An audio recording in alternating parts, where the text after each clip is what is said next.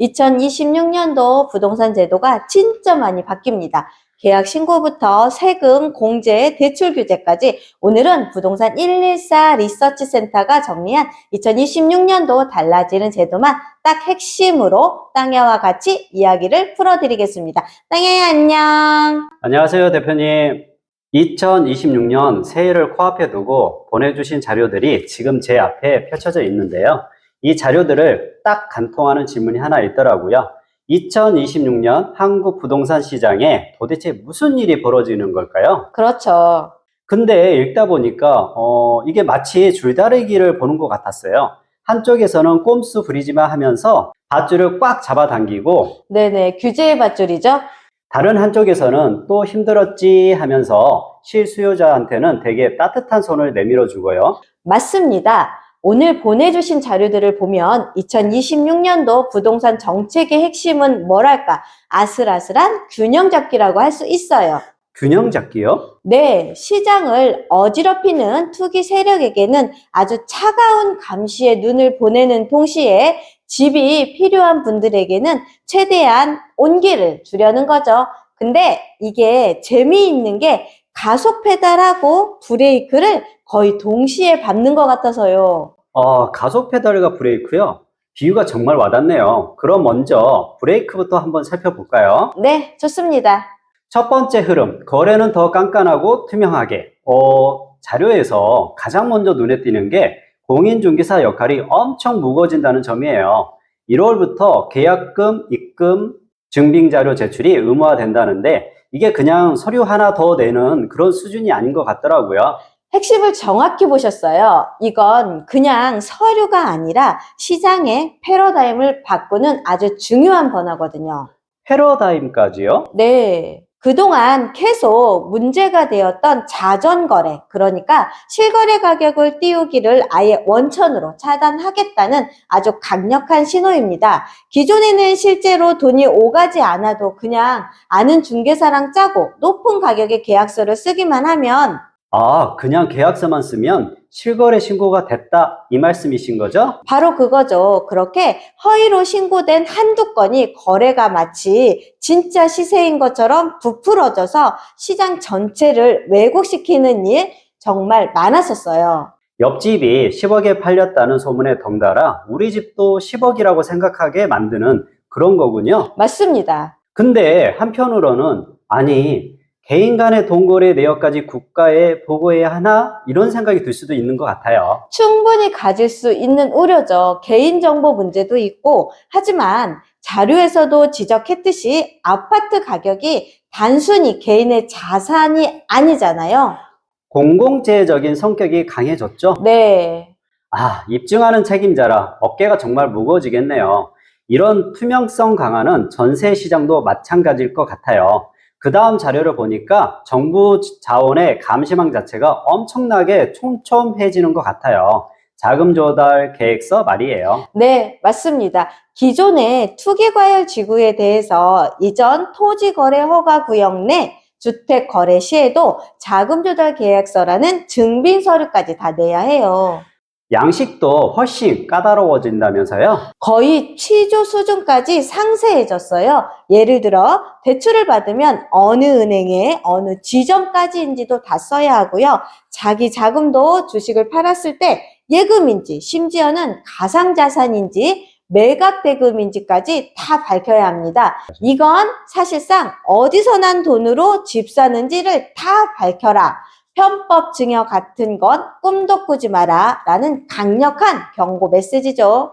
잠깐만요. 여기서 끝이 아니네요. 자료 말미에 언급된 부동산 감독원 설립 추진. 이건 정말 큰 뉴스 아닌가요? 네, 이건 게임의 룰 자체를 바꾸는 뭐랄까 게임 체인저가 될 수도 있습니다. 직접 수사할 수 있는 특별사법경찰까지 둔다고 하는데 이거 거의 부동산 시장의 검찰 같은 역할을 하겠다는 거 아닌가요? 정확합니다. 금융시장에 금감원이 있듯이 부동산 시장에도 강력한 전문 감독기구를 만들겠다는 거니까요.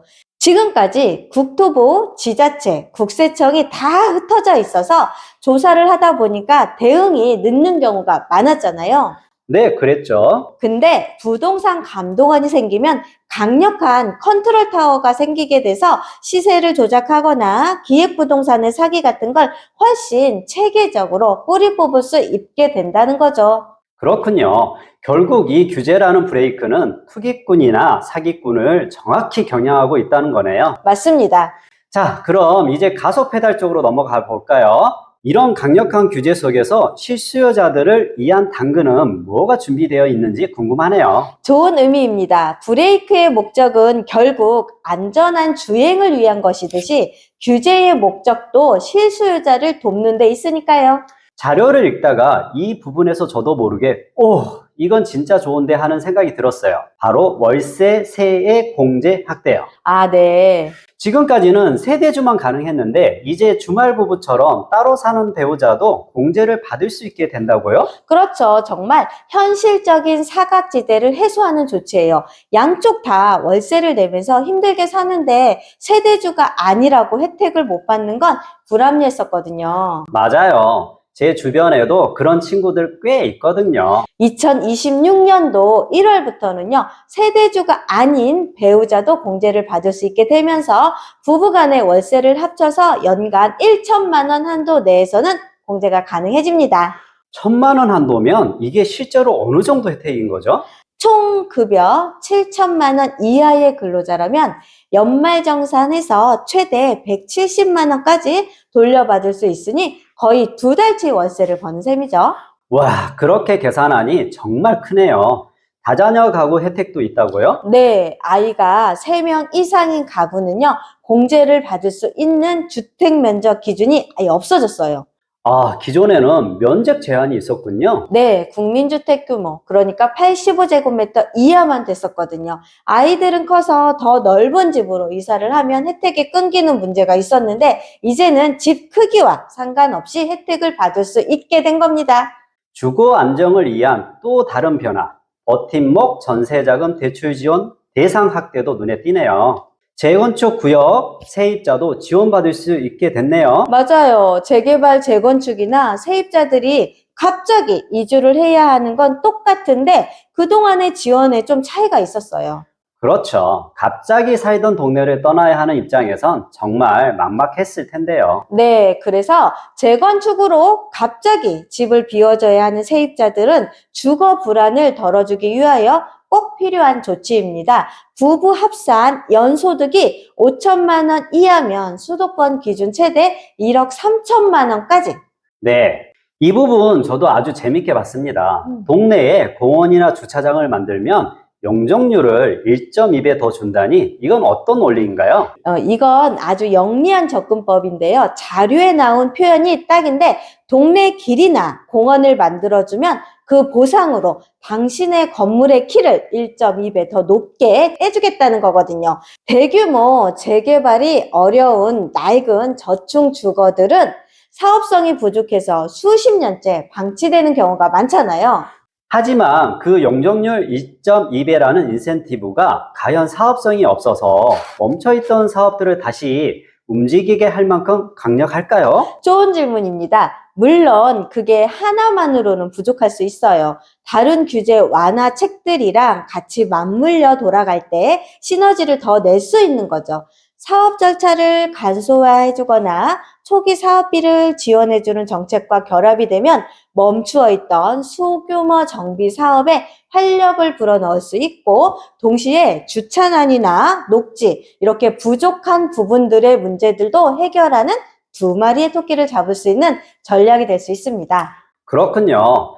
정리해보면 2026년 부동산 시장은 정말 두 얼굴을 갖게 되는 거네요. 네, 그렇죠. 시세 조작이나 투기 자금에 대해선 규제의 칼날을 날카롭게 벼르는 한편 월세 내는 주말 부부나 재건축 세입자 같은 분들께는 혜택의 문을 활짝 열어주는 모습입니다. 자, 그렇다면 이 모든 연화가 우리에게 던지는 가장 큰 메시지는 뭘까요?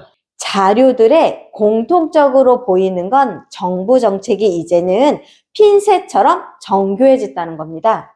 핀셋이요? 네, 시장 전체를 무작정 억누르거나 풀어주는 묵뚱한 방식이 아니고요. 정책 목표에 따라 아주 세밀하게 다른 처방을 내리겠다는 의지죠. 뭐랄까, 투기 수요라는 병든 세포는 정확히 도려내고 실수요자와 공급이라는 건강한 세포는 영양분을 공급해서 주거 사다리를 복원하겠다는 겁니다. 듣고 보니 이 정교하게 설계된 투트랙 전략이 마치 외줄타기처럼 느껴지네요. 네, 아슬아슬하죠. 한쪽으로 너무 쏠리면 규제가 시장 전체를 얼어붙게 만들 수도 있고 다른 쪽으로 쏠리면 지원책이 다시 투기 불씨를 살릴 수도 있으니까요. 과연 이 아슬아슬한 내주타기가 정부가 목표로 하는 대로 시장 안정과 서민 주거 안정이라는 두 마리 토끼를 모두 잡는 데 성공할까요? 아니면 이 정교한 시도가 또 다른 양극화나 예상치 못한 부작용이라는 그림자를 앓게 될까요? 이 질문을 가슴에 품고 2026년도의 변화를 지켜보시는 것도 당신의 부동산 시장에 있을 때 훨씬 더 흥미롭게 만들어줄 것 같습니다. 오늘도 2026년도 달라지는 부동산 정책에 대하여 땅야와 같이 이야기 나누었습니다. 즐겁고 편안한 시간 되십시오. 감사합니다. 세종몽땅 부동산의 정진숙이었습니다. 땅야야 고생했어.